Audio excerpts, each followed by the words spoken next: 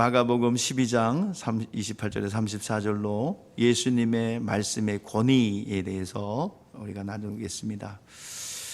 예수님께서 천국 복음을 전파하러 오셨는데 천국 복음이 선포되고 천국이 무엇인가를 보여주고 경험케 하셨어요.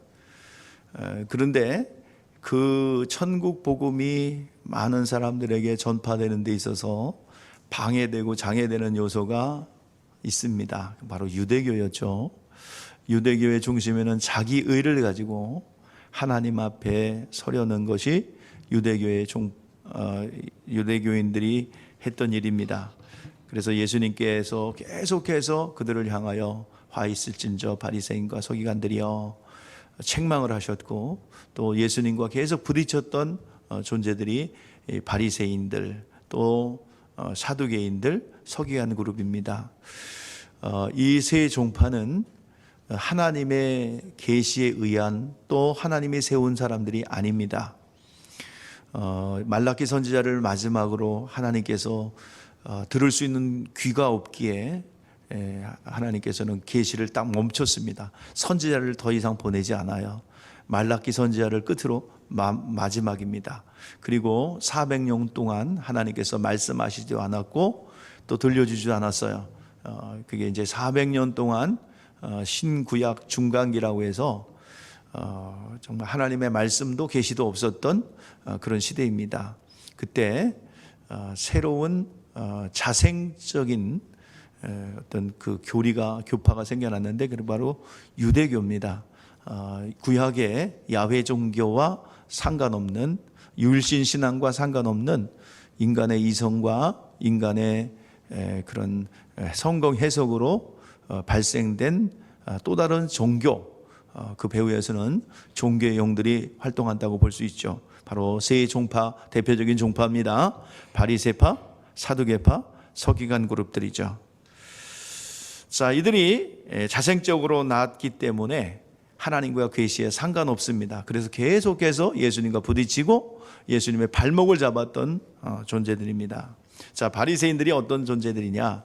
우리가 왜 이렇게 강조하느냐 하면, 우리가 신앙생활하는 데 있어서 저 심연 깊은 곳에 자리 잡고 있는 나가 있어요. 나도 인식하지 못하는 저 깊은 곳에 숨어 있는 바리새인이 있습니다. 그래서 성경에서는 그 누룩에 주의하라 라고 그랬죠. 자, 우리 한번 따라 보시죠. 바리새인의 누룩에 주의하라. 사두개인의 누룩에 주의하라. 서기관의 누룩에 주의하라. 예, 누룩이라는 것은 교훈을 얘기한다고 그랬죠. 그들의 가르침이 사회적인 이런 내가 학습하지 않아도 매체와 또 전해 내려오는 지식에 의해서 그냥 내 안에 자리 잡고 있는 세 가지 요소, 이 바리새적인 누룩, 또 사두개적 누룩, 그리고 또 서기관의 누룩, 그리고 헤롯의 누룩. 계속 확장돼서 말한다면 뭐 갈라디아 누룩, 고린도의 누룩, 이런 것들이 우리의 발목을 잡고 있습니다. 오늘 이 시간 그 누룩을 우리가 어떻게 제거하느냐, 어떻게 우리가 이것을 빼낼 것이냐, 이것이 우리 신앙생활의 관건입니다. 그래서 계속해서 예수님의 사역과 제자들의 사역에 있어서 부딪히는 부분이 바리새인, 사두개인, 그리고 서기관 그룹이었습니다. 자, 바리새인들은 어떤 사람들이냐? 율법과 안식일의 전문가입니다. 그래서 율법을 행하는 자들이고, 율법의 행함으로 의롭다함을 얻겠다라고 하는 자들이 바로 바리새인들이죠. 율법을 어렸을 때부터 훈련을 받아갖고 온몸에 율법이 배어 있어요. 율법이 무엇입니까? 라고 물은다면 뭐 이론으로 공부할 필요도 없이, 자, 저 바리새인을 봐라. 바리새인들은 온통 율법을 삶으로 살아냈던 그런 사람들이죠. 율법의 전문가입니다. 율법의 어떤 그 삶을 살아낸 자들입니다. 그런데 예수님과 안식일 문제로 계속 충돌했죠. 왜 안식일 날 일하냐? 왜 안식일 날 네 제자들은 이삭을 비벼서 먹느냐? 왜 안식일 날 일하냐? 충돌이 일어납니다. 마가복음 12장 앞에 나오는 말씀에 보니까 바리새인과 사두개인 그리고 서기관 그룹들과 부딪히는 내용이 나오죠. 자, 바리새인과 헤롯 당이 원래 성향은 다르지만 그들이 연합을 해서 예수님께 찾아와서 예수님의 흠을 잡으려고 그러죠. 자, 가이사에게 세금 바치는 것이 옳습니까? 옳지 않습니까? 이 대답을 해도 저 대답을 해도 걸려들게 돼 있어요. 세금을 바쳐라 하면 유대교에 의해서 그러면 그 가이사에게 세금을 바치면 당신은 유대교의 위반이요, 유대인들에게 아주 원성을 삽니다. 또 세금을 바치지 마라 그러면 로마에 속해 있기 때문에 로마법에 저촉이 되어 또 잡혀갑니다. 헤롯 땅에 의해서 밀고 당합니다. 이러지도 못하고 저러지도 못하는 상황에 있어서 함정을 받았는데 예수님께서 동전 하나를 들고서 누구의 화상이 그려졌냐? 예, 가이사의 화상이 그려졌습니다. 그때 아주 명쾌한 대답을 하죠. 어떤 대답을 해요? 가이사의 것은 가이사에게, 하나님의 것은 하나님에게. 어디도 안 잡혀가고 예수님은 슬쩍 지혜의 근본이기 때문에 빠져나오셨어요. 이 대답을 보고 깜짝 놀랐죠. 그래서 바리새인들이 이렇게 예수님에게 한 방 먹은 것을 보고 이제 사두개인들이 그것 봐, 바리새인 니들은 머리가 안 좋아. 사두개인이 또 등장합니다. 자, 앞에 나와 있듯이 사두개인들이 굉장히, 사두개인들은 어떤 사람들이에요? 굉장히 부자죠. 이스라엘 나라는 없어졌지만 그들이 철저하게 11조도 하고 또 성전 헌물도 하고 번제도 드림으로 해서 성전은 늘 풍성했습니다. 그 성전에서 일을 맡은 자들, 사독의 후손들이 제사장의 역할을 감당했어요. 그래서 그들이 이제 성전 일을 맡으면서 그 수입이 자기의 소유가 되니까 굉장한 부를 축적합니다. 부자도 굉장히 많아요. 그래서 육체가 부유하고 형통해서 그런지 그들은 신앙이 하나도 없습니다. 영적 세계 인정하지 않습니다. 부활도 인정하지 않습니다. 또 천사도 인정하지 않습니다. 영적 세계는 전혀 인정하지 않는 현실주의자들입니다. 그래서 내가 부유하니 너희들 하나님의 말씀을 잘 지킨 자요 축복을 받았으니 내가 말씀을 잘 지키는 자다. 자, 그러면서 이제 그 사두개인들이 예수님의 흠잡기 위해서, 지난주에 봤듯이 흠잡기 위해서 찾아왔죠. 자, 형제 7이 있었는데 첫 번째가 형제가 없어서 죽었다고 한다면 그 당시에 율법 신명기 25장 15절에서 20절 말씀에 보면은 그 형제 장자가 아이가 없을 때는 차남은 그 형님의 아이를 낳아줘야 돼요. 그리고 재산도 다 형님의 것, 형님의 이름으로 자녀들도 양육해야 되고 자기라는 게 없고 바로 형님의 아이와 재산을 증식해 줘야 되는 것입니다. 그것이 구약의 율법으로 딱 정해졌어요. 자, 그것을 실천하는 이제 것에 대하여 그 부활을 인정하지 않는 사두개인들이 예수님이 부활을 얘기하니 그 법을 지키고 있는데, 이스라엘이 그 법을 지키고 있는데 형제 7이 있는데 첫째가 아이를 낳지 못해서 둘째가 들어갔는데 둘째도 아이를 못하고 죽었어요. 셋째도, 넷째도, 다섯째도, 여섯째도, 일곱째도 아마 사마리아의 우물가의 여인을 염두에 두고 얘기한 것 같습니다. 그러면 나중에 부활의 때 누구 아내가 되겠느냐라고 할 때 예수님께서 부활의 때는 시집도 가지 않고 장가도 가지 않고 천사와 같다 하셨습니다. 너희들이 그 영적 세계를 하나님도 성경도 이해하지 못한다 하면서 예수님께서는 그 사두개인의 그런 계략을 빠져나올 수 있었습니다. 우리 그들은 다 이제 바리새인, 사두개인 또 서기관 그룹들이 다 생각이 다르고 성향이 다 달라요. 자, 오늘 본문 말씀에 등장하는 인물이 누구예요? 바리새인이 헤롯 당과 연합을 해서 예수님을 도전해 왔고 또 사두개인이 도전해 왔죠. 자, 오늘 누가 묻는 거예요? 누가? 오늘 어떤 그룹이? 서기관들이 이제 예수님을 책잡기 위해서 제일 첫째 되는 계명이 무엇입니까? 라고 묻는 거예요. 자, 이 세 그룹들, 바리새인과 사두개인과 서기관 그룹은 다 생각이 다르고 추구하는 바가 다릅니다. 각각 성질과 그들의 어떤 성향이 다 달라요. 바리새인들은 신앙인으로서 내세와 영생을 인정하는 자들입니다. 거기에 반하여 사두개인들은 내세를 믿지 않고 부활도 믿지 않고 천사도 믿지 않고 영적 세계도 믿지 않는 성향을 가지고 있고요. 현실에 만족하는 자들입니다. 그리고 서기관들은 신앙이 있는 것 같지만 신앙이 전혀 없는 자들입니다. 자, 그들의 출신 성분도 달라요. 자, 사두개인들은 경제적으로 부유하기 때문에 바로 상류 계층에서 나왔고, 바리새인들은 보통 사람들, 중류층에서 나왔고요. 또 서기관 그룹은 굉장히 서민층에서 나왔습니다. 바리새인들은 고행을 통해서 훈련을 많이 쌓은 사람들이고, 사두개인들은 물질이 많은 사람들이고, 그리고 서기관들은 공부를 많이 한 사람입니다. 전혀 방향이 달라요. 그런데 예수님 서로 약점을 보완하려는 사람들입니다. 세 부류 사람들이 그 질문이 다 독특성이 있는데 추구하는 바가 다르고 생각이 다르지만 언제 연합을 해요? 자, 모든 세상은 다 다르죠. 그렇지만 기독교를 비박하고 도전할 때는 다 하나가 되죠. 오늘 여기서 바리새인과 서기관들이 성분과 출신 성분이 다 다르고 성품도 다르고 성격도 다른데 그들은 예수님을 흠집을 내고 또 끌어내리기 위한 것은 아주 연합을 합니다. 자, 여기 본문에 등장하는 인물이 누구예요? 서기관 중 한 사람이 그랬습니다. 서기관이 예수님에게 왔어요. 자, 서기관 그룹을 우리가 좀 생각해 봐야 됩니다. 서기관들은 어떤 사람들이냐?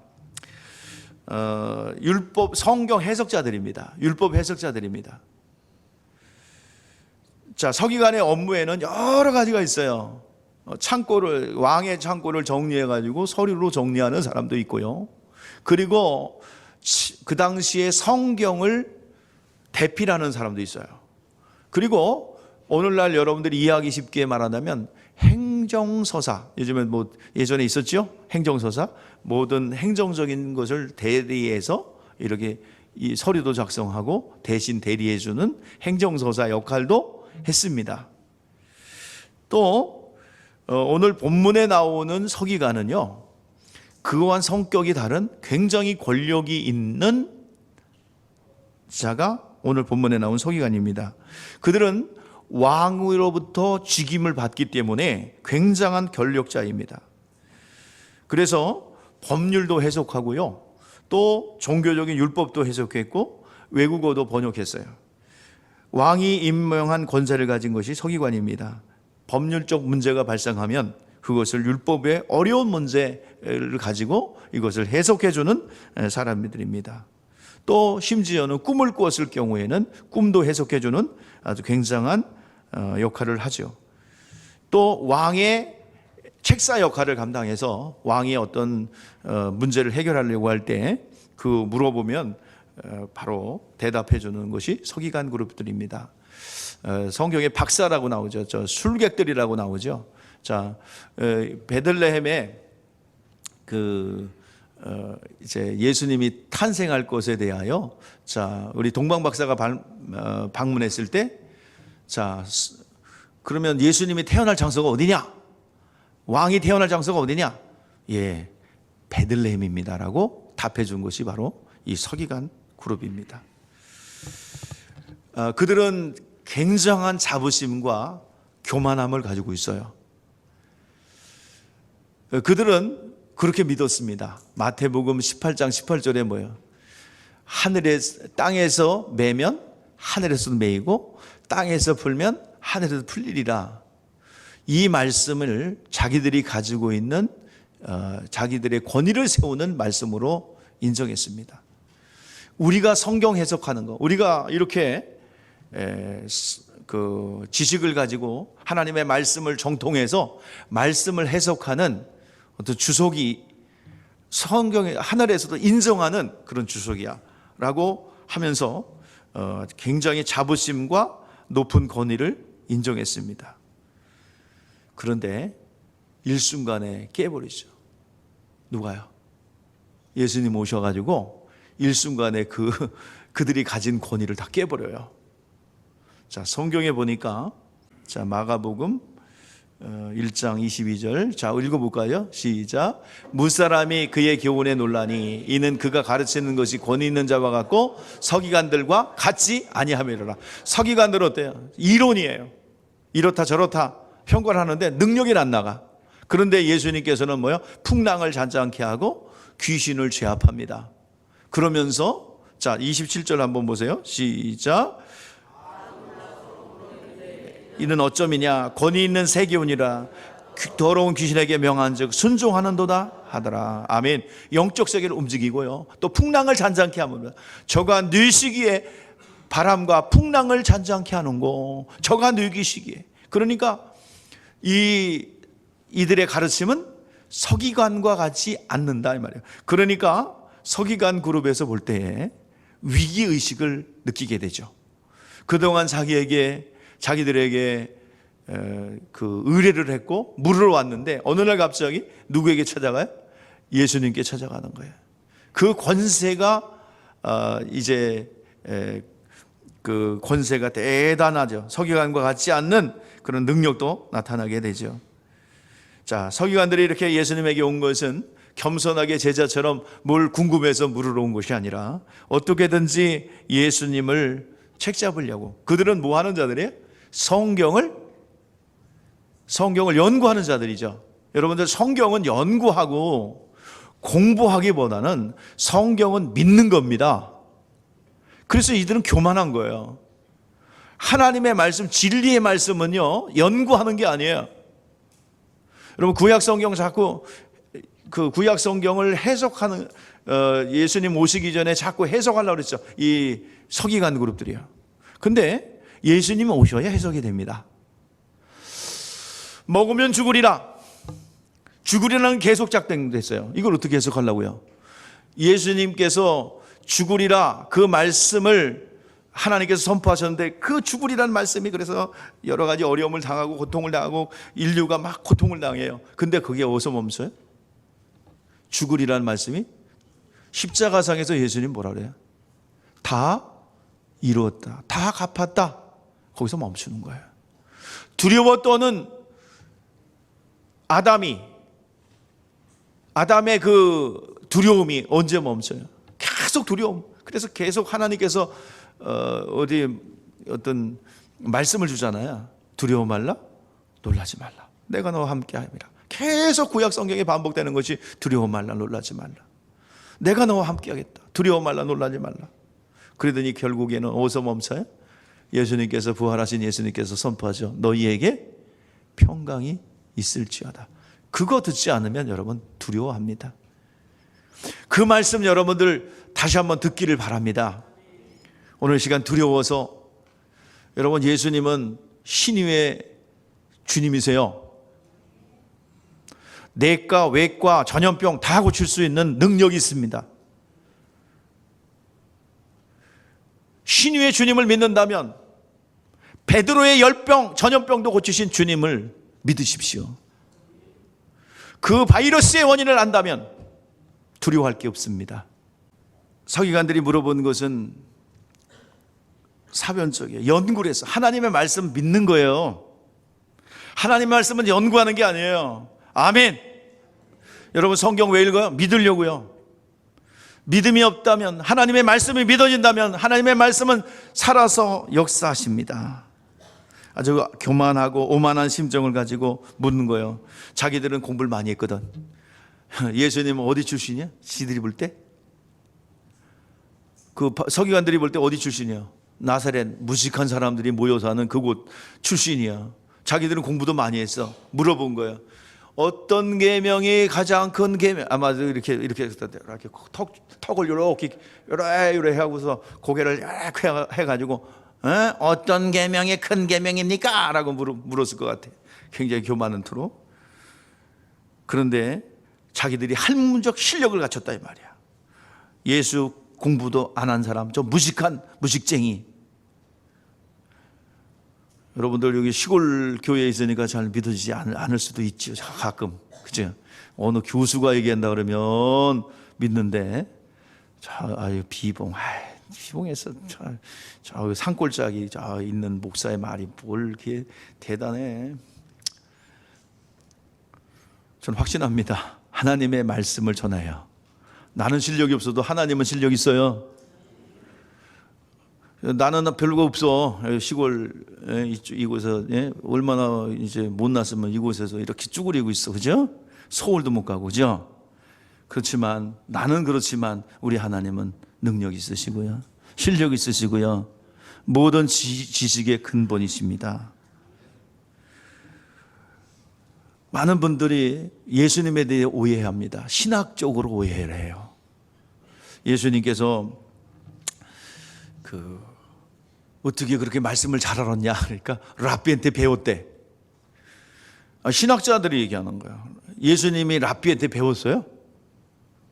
자, 근데 어떻게 해서 왜 그러면 예수님이 랍비한테 배웠다고 그래요? 그러니까 소년 시절에 어디 올라갔어요? 12살 때도 예루살렘에 올라가셨어요.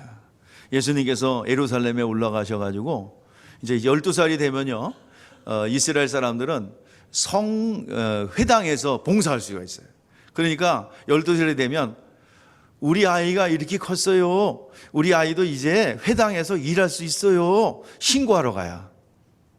그래서 6월절이 되면은 이제 이스라엘 백성들은 1년에 한 차례 올라가죠. 제사 드리러 예물을 가지고 올라가요. 그때 예수님을 데리고 갔어요. 그 전에는 안 데리고 갔을 것 같아요. 12살이 되니까 우리 아이가 많이 커서요, 이제는 성전에서도 성막에서도 회당에서도 일할 수 있어요. 그리고 데리고 올라간 거예요. 데리고 올라가서 이제 신고를 하고 이제 돌아오는데 하루쯤 갔어요. 애들 친척들하고 이렇게 놀나 보다. 그리고 하루쯤 지나서 보니까 없어요. 예수님이 없어. 그래가지고 12살 소년이 없어졌어요. 그래가지고 아이고 어떻게 됐지? 그래서 다시 거실로 올라가서 찾아갑니다. 찾아갔는데 3일쯤 갔는데 어디 계세요 지금? 성전에서 랍비들하고 이야기를 나누고 있는 거예요. 이야기를 나누면서 거기서 질문도 하고 대답도 하고 이렇게 질문을 하는데 깜짝 놀라서 놀라며 이야기합니다. 어째 이렇게 하였느냐? 어찌하여 나를 찾으셨나요? 어찌하여 이렇게 했느냐? 아이야, 얼마나 근심했는지 아냐 부모가. 그랬더니 예수님께서 뭐라 그래요? 어찌하여 나를 찾으셨나이까? 내가 아버지 집에 있어야 될 줄을 알지 못하였나이까 하시니 그 부모가 자기 하신 말씀을 깨닫지 못하더라. 예수께서 함께 내려가서 나사렛에 이르러 순종하여 받으시더라. 그 어머니는 이 모든 말을 마음에 두더라 그랬어요. 자, 그러면서 예수님은 키가 자라고 지혜가 자람에 따라서 하나님과 사람들로부터 더욱 사랑스러워 가시더라. 마리아와의 대화를 보면 예수님은 배운 것이 아니라, 가르침을 받은 것이 아니라 예수님께서는 묻고 답하고 변론한 겁니다. 예수님께서 자기 의식을 가지고 자기 의식을 하셨어요. 내가 하나님의 아들이다. 자기 의식을 하셨고, 그리고 말씀이 육신이 되어 오신 예수님께서 지금 묻고 답하는 거예요. 자, 예수님께서 분명히 말씀하셨어요. 자, 요한복음 12장 49절 한번 보시죠. 자, 시작. 내가 자의로 말한 것이 아니요 나를 보내신 아버지께서 내가 말한 것과 이룰 것을 친히 명령하여 주셨으니. 자, 예수님께서 말씀하신 건 누구의 말씀이에요? 아버지의 말씀을 받아서 내려오셨단 말이에요. 자, 또 14장 10절에 시작. 내가 아버지 안에 거하고 아버지는 내 안에 계신 것을 너희가 믿지 아니하느냐? 내가 너희에게 이르노니. 이런 말은 스스로 한 것이 아니라 아버지께서 내 안에 계셔서 그의 일을 하시는 것이라. 자, 또 한 군데 15장 15절 시작.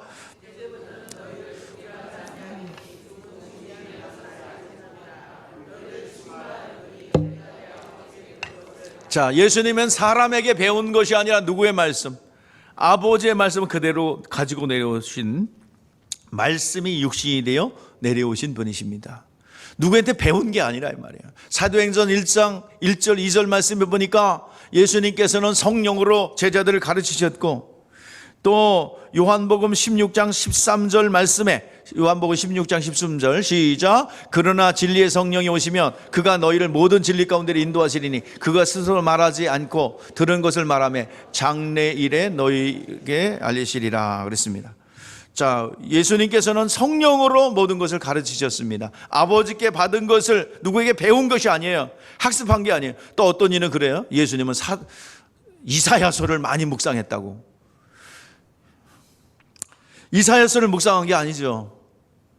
왜 그러세요? 그랬더니 이사야서를 많이 인용했대. 예수님께서 이사야를 인용한 게 아니라 예수님께서는 이루어졌음을 선포했습니다. 그것이 성취되었음을 선포했어요. 왜냐하면 이스라엘 백성들이 이사야서를 즐겨 읽기 때문에 이사야를 딱 폈어요. 펴서서 이 일이 성취되었다라고 했어요. 그것이 예수님입니다. 자, 예수님은 누구에게 배운 것도 아니고 또 이사야서를 많이 읽은 것도 아니고 그분은 말씀이 육신이 되어 내려오신 분이십니다. 말씀 그 자체이십니다. 그래서 예수에게는, 자, 이건 중요한 말이에요. 예수님께서는 말씀이 과거의 말씀과 현재의 말씀과 미래의 말씀이 그대로 다 자리 갖고 계세요. 말씀 그 자체이십니다. 여러분들, 예수님의 말씀에는 과거의 말씀도 계시고 현재적인 말씀도 있고 미래적인 말씀도 예수 안에 있습니다. 여러분, 천지창조의 말씀이 있죠. 자, 예수님께서 천지창조를 어떻게 하셨어요? 하나님께서 천지창조를 어떻게 하셨어요? 자, 빛이 있으라, 궁창이 나눠져라, 말씀으로 창조하셨죠. 자, 예수님께서는 그 창조 주십니다. 창조할 때 그곳에 계셨어요. 창조 주십니다. 그 말씀이 있기에 풍랑을 잔잔케 한 거예요. 모든 자연 만물들을 명령하니까 순종하는 겁니다. 말씀이 있었기 때문에요. 창조의 말씀이 예수에게 있습니다. 예수님의 말씀이 선포되는 곳마다 재창조의 역사가 일어날 줄 믿습니다. 무너진 모든 질병으로부터 자유 있게 될 줄 믿습니다. 천지 창조의 말씀이 있으니 그대로 되는 거예요. 선포한 대로 되는 거예요. 예수님께서는 미래적 말씀도 있습니다. 자, 과거의 말씀이 현재화됐어요. 그 현재적 말씀이기도 하고요. 미래적 말씀이 있어요. 자, 말씀은 땅에 딱 떨어지면 어떻게 돼요? 자, 씨앗의 비밀을 통해서 우리에게 가르쳐주고 있죠. 말씀은 뭐라고 비유합니까? 씨앗과 같다고 그러죠. 그 씨앗 안에는 조그맣지만 거기에는 뿌리도, 이 줄기도, 잎사귀도, 열매도 또 다른 씨앗도 있어요. 이것이 모든 것이 프로그램화되어 있습니다. 이것이 딱 떨어지면 그 말씀은 작동합니다. 살아서 움직입니다. 바로 그 발화 과정이 있어야 되는 것처럼 인간은 시간 속에서 바로 그 과정이 필요하지만 하나님의 말씀은 떨어지면 언젠가는 그 약속대로 역사하십니다. 믿음 있는 자를 통해서 역사하시는 줄 믿습니다. 자, 먼저 과거의 말씀을 한번 볼까요? 자, 예수 그리스도는 말씀 자체이시죠. 그런데 요한복음 5장 39절에 뭐라고 그래요? 자, 시작. 너희가 영생을 얻을 줄 알고 성경을 연구하거니와 이 성경은 곧 내게 대하여 증언하는 것이라. 여기서 성경은 구약 성경을 말합니다. 모든 구약의 성경은 누구에 대한 이야기예요? 예수에 대한 이야기입니다. 이거 잊지 마세요. 구약 성경은 예수 그리스도를 증거하신 것입니다. 그래서 성경을 상고하면서 예수를 발견해야 될 줄 믿습니다. 구약 성경은 모든 말씀은 성령으로 해석하여 주어야 하고 비로소 그 말씀을 알 수 있습니다. 자, 구약 성경을 해석하니까 뭐가 나와요? 모자이크 촉촉 맞췄더니 뭐가 나와요? 예수 나와요. 구약 성경에서 예수 복음 발견하지 못하면 교훈으로 그냥 끝인다면 여러분들 이것은 성경을 잘못 본 것입니다. 9절 우리 따라해 보십시다. 이 글로 시작하여 예수를 가르쳐 복음을 전하니라. 창세기를 봐도 출애굽기를 봐도 레위기를 봐도 예수가 발견되기를 바랍니다. 여러분, 마치 빌리 집사님처럼 이사야를 펴서 그 이사야의 말씀을 통해서 예수를 가르쳐 복음을 전할 수 있는 그 실력 있는 영성을 소유하기를 주의 이름으로 축복합니다. 오늘 시간 다만 우리 시편 111편 10절 말씀 보니까 여호와를 경외하는 것이 뭐야? 지혜의 근본이라고 그랬어요. 잠언서 1장 7절에서 여호와를 경외하는 것이 지혜와 지식의 근본이라고 그랬습니다. 예수 그리스도는 하나님의 품속에서 나온 하나님의 지혜요, 하나님의 지식입니다. 그러므로 예수의 권위를 여러분 인정해야 될 줄 믿습니다. 인정하지 않으면 주님께서 지금도 주시는 말씀을 이해할 수 없어요. 자, 우리 한번 찾아볼까요? 요한복음 16장 13절 14절 시작. 자, 요한복음 16장 13절 14절 시작. 그러나 진리의 성령이 오시면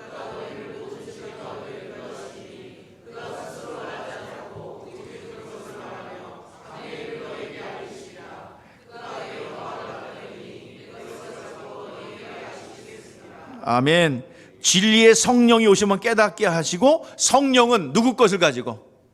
예수께서 내 것을 가지고 뭐요? 말씀하실 것이라 했어요. 이것이 예수님의 예언입니다. 자, 구약 성경은 성령의 감동받은 자들이 기록한 것이지만, 그래서 그것은 그림자요 비유지만, 드디어 구약 성경의 수많은 예언을 예수님께서 오셔서 실상으로 보여주셨습니다. 자, 예수님께서 병을 그냥 고친 게 아니에요. 구약 성경에 뭐 있어요? 자, 구약의 소경이 눈을 뜨게 할 것이라는 예언의 말씀을 그대로 나타내신 거예요. 말씀이 있었기 때문에 진행이 된 겁니다. 자, 이사야서 42장 7절 시작. 흑암에 앉은 자를 감방에서 나오게 하리라. 자, 근데 출애굽기 15장 26절에 뭐야? 시작. 이르시되 내가 너희를 하나님 나 여호와의 말씀을 들고 순종하게 하니 내가 보기에 의를 행하며 내 계명의 길을 기울이며 내 모든 규례를 지키면 내가 애굽 사람에 내린 모든 질병이 하나도 너희에게 내리지 아니하리니 나는 너희를 아멘. 나는 너희를 뭐요? 치료하는 여호와라. 소경이 그냥 눈 뜬 게 아니라 소경을 고치겠다는 말씀과 나는 치료하는 여호와라는 말씀이 있기 때문에 그 말씀이 현재적으로 나타난 거라 이 말이에요. 오늘 시간 예수님에게는 과거의 말씀도 과거의 말씀이 현재화되는 현재의 말씀도 있는 것입니다. 오늘 시간 예수 안에 다 있어요. 예수님께서 모세의 율법을 가지고 현장에서 가늠하다 잡힌 여인을 붙잡아 갔어요. 자, 모세의 율법에는 이런 자를 돌로 치라 명하였거니와 예수님께서 어찌 하시렵니까? 그랬더니 그 당시에 최고의 권위는 뭐야? 모세 율법이야. 모세가 최고의 권위야. 근데 예수님께서 뭐라고 그래요? 죄 없는 자가 먼저 돌로 치라 그랬어요. 그랬더니 다 떠나있어. 뿔뿔이 흩어져요. 너를 정죄하는 자가 어디 있느냐? 없나이다. 나도 너희를 정죄하지 아니하노니 다시는 가서 죄를 범하지 말라. 예수님께서 정죄하지 않겠다고 예언하셨어요. 말씀하셨어요. 정죄받을 일도 없고 정죄하여도 안 되고 예수님은 우리를 정죄하지 않는다고 했습니다. 주님께서 말씀하신 거예요. 자, 그러니까 예수님께서 정죄하지 않는다고 했으니까 여러분들 정죄하면 누구의 말에 월권한 거예요? 예수님의 말씀에 월권한 거죠. 자, 예수님께서는 시간을 초월해서 과거에 약속하신 말씀이 그것을 믿고 순종하는 자들에게 현재적으로 임하게 되는 것입니다. 자, 영원전의 품속에서 계셨던 하나님이 오늘 이 시간 나타나셨어요. 자, 말씀에 나타나심, 과거의 말씀이 현재적으로 나타나심, 오늘 시간 믿음 있는 자에게 역사하시는 줄 믿습니다. 예수님께서 아무렇게나 한 게 아니에요. 오늘 예수님께서 우리는 약속하신 것을 잘 깨닫고 믿고 그리고 그것이 오늘날 현재화 되어질 줄 믿습니다. 자, 요한복음 10장 17절 18절 말씀 보세요. 우리 같이 읽어볼까요? 시작. 내가 내 목숨을 내가 다시 얻기 위하여 의함이니 이로 말미암아 아버지께서 나를 사랑하셨느니라. 이걸 내게 빼앗는 자가 있는 것이 아니요 나는 버릴 권세도 있고 다시 얻을 권세도 있으니 이 계명은 아버지에게서 받은 딴노라 하시니라. 예수님께서는요, 예수님의 죽음과 부활을 계명을 가지고 아버지께 받아서 가지고 내려오셨어요. 그래서 죽음과 부활을 위해서 이 세상이 준비되었고 하늘 보좌가 준비되어 있습니다. 이 세상은 예수님이 죽을 장소예요. 예수님이 죽을 것을 위해서 뭐가 준비되어 있어요? 이 세상이 준비되어 있어요. 자, 그리고 이 세상 가운데 누가 준비돼요? 예수님이 죽고 부활한. 자, 예수님은 사람으로 오셨죠? 예? 예수님께서 사람으로 오셔서 죽고 부활할 사람을 준비하신 거예요. 그리고 부활하셔서 어디로 가요? 하늘 보좌에 들어가셨죠. 그래서 준비된 것이 영계 하늘입니다. 자, 예수님을 위해서 준비된 것입니다. 자, 그래서 예수님께서는 모든 구약의 말씀이 다 누구 거라고 그랬어요? 자, 아버지의 예언의 말씀을 누구 거라고 그랬어요? 자, 한 군데만 또 봐요. 또 반복해서 봐요. 요한복음 16장 13절 시작.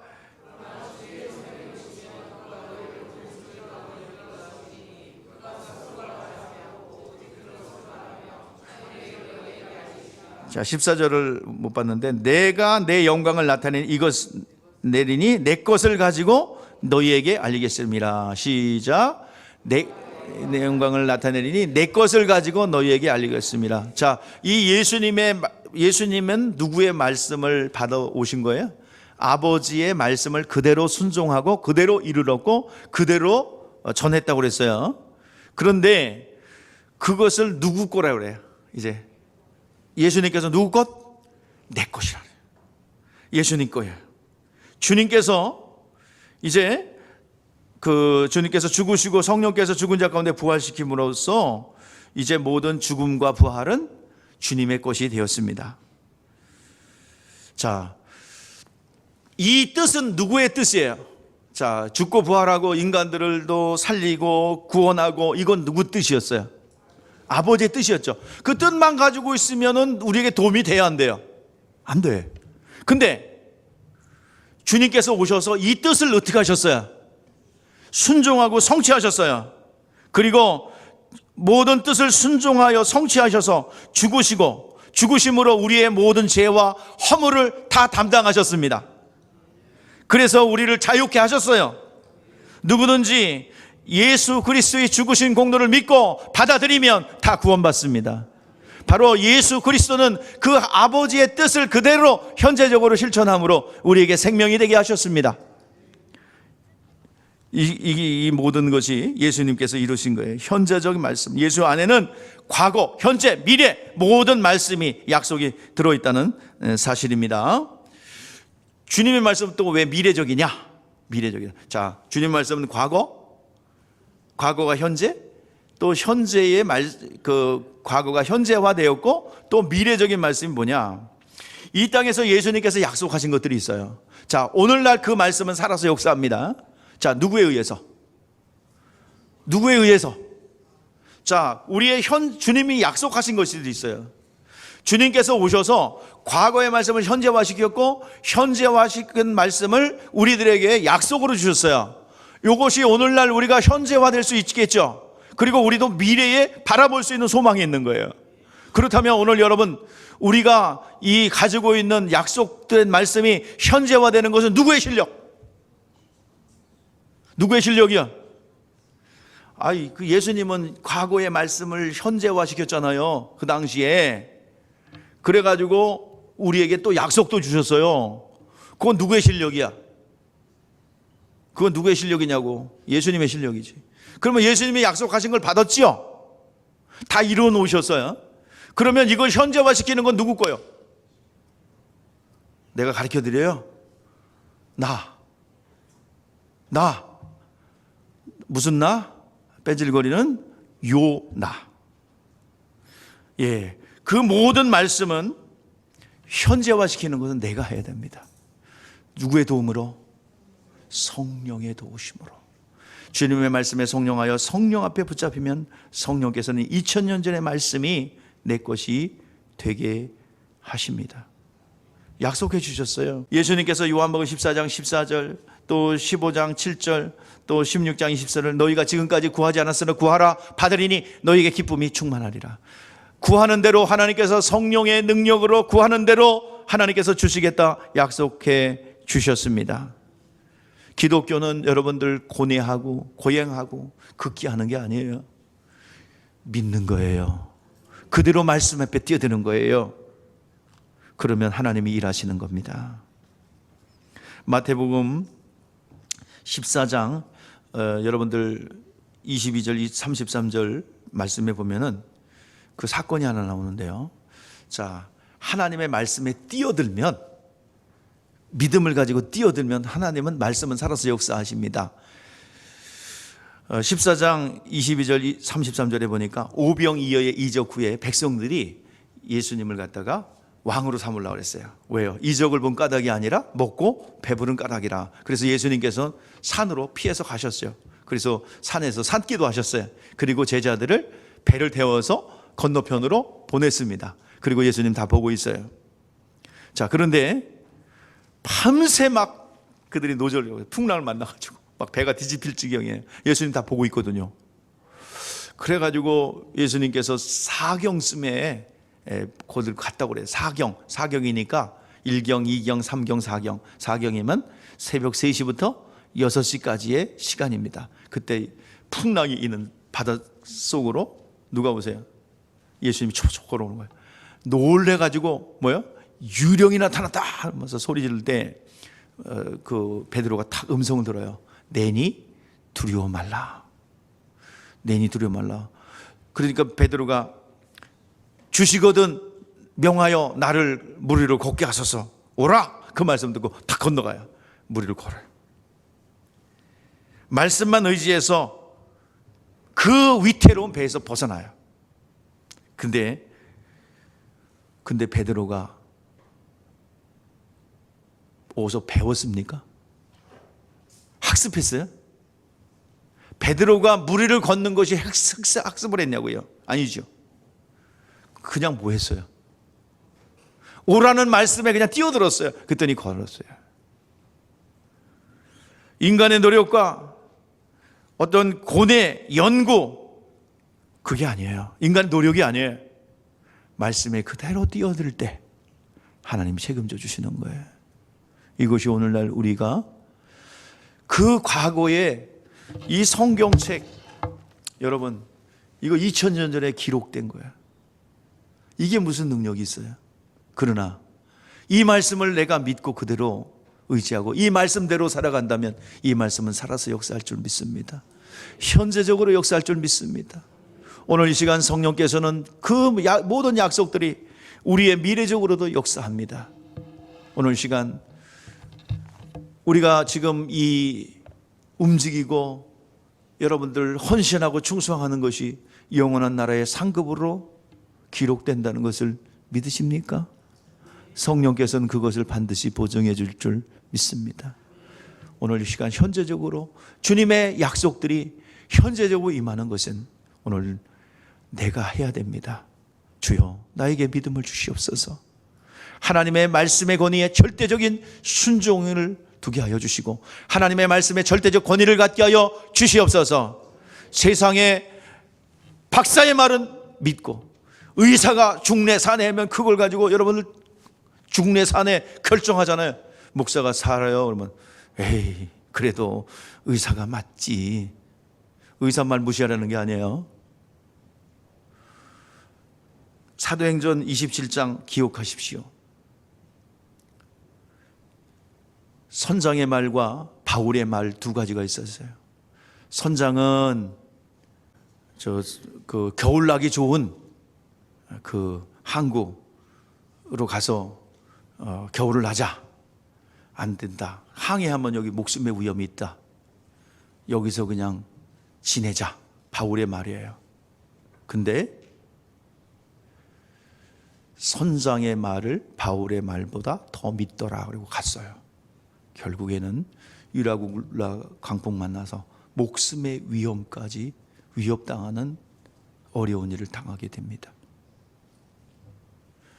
때로는 여러분들 성경은 비전문적일 수 있고요. 주의 종의 말이 비전문적일 수 있어요. 그러나 오늘 말씀을 의지하여 그물을 내리는 것처럼 그동안 해왔던 경험, 그동안 내가 익숙했던 것으로부터 벗어나서 하나님의 말씀 앞에 의지하여 그물을 던질 수 있는 여러분들 되시기를 주의 이름으로 축복합니다. 하나님의 일할 수 있는 환경, 하나님의 말씀의 절대적인 권위를 갖기를 바랍니다. 기도하겠습니다.